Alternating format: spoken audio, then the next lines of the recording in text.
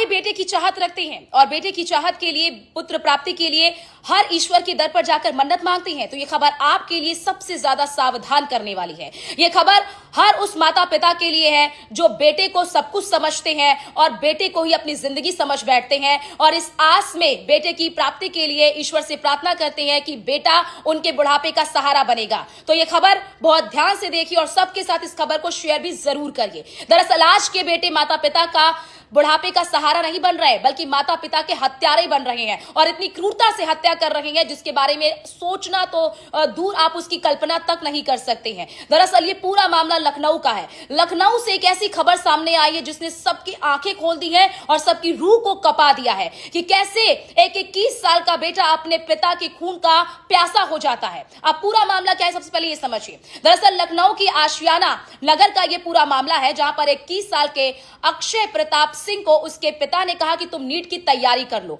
लेकिन वो नीट की तैयारी नहीं कर रहा था। इसी को लेकर पिता और पुत्र में बहस हो गई और ये बहस इतनी ज्यादा बढ़ गई कि लड़के ने, 21 साल के लड़के ने पिता के लाइसेंसी बंदूक से पिता को गोली मार दी।